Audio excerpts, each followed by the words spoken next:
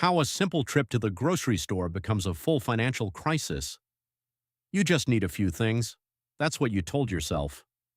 A few things, like eggs, maybe some bread, nothing crazy. You made a list and everything, a real, actual list. 5 items, that's it. 5. You walked into that store feeling like a responsible adult who has their life together. You even brought your reusable bags. This was going to be quick. And then the store hit you.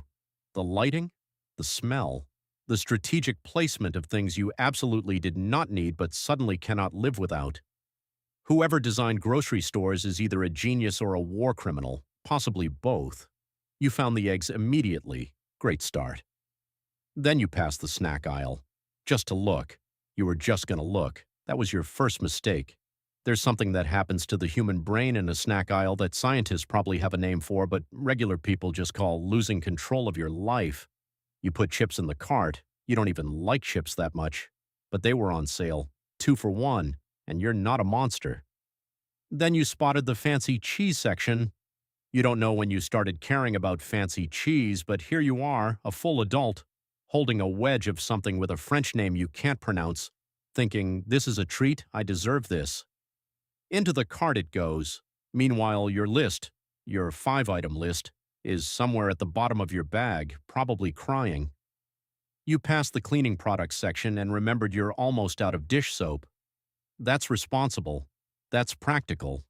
So you grab the dish soap, and the fabric softener, and the multi-surface spray, and the toilet bowl cleaner with the little duck on it because, honestly, it just looked friendly. Now your cart is full. You don't know how this happened. You came in here for eggs.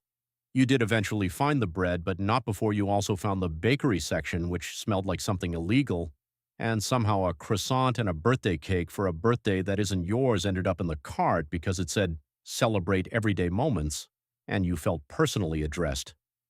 By the time you reached the checkout line, your cart looked like you were preparing for a natural disaster or a very good weekend. You weren't sure which. You put everything on the conveyor belt and felt fine, confident even. The cashier started scanning. You watched the number on the screen go up, and up, and up. You did the thing everyone does where you try to calculate in your head while pretending you're totally relaxed. You were not relaxed. At item 12, you started doing the math. At item 16, you stopped making eye contact with anyone. At item 22, your soul left your body briefly. The cashier announced the total. You smiled. Not because you were happy, but because you needed a moment to process what just happened to you. You tapped your card. You waited. The machine beeped. You exhaled. You walked to your car with your 17 bags of things you did not plan to buy, loaded them into the trunk, sat in the driver's seat, and stared at the windshield for a solid 45 seconds. You came here for 5 things. You spent enough to fund a small expedition.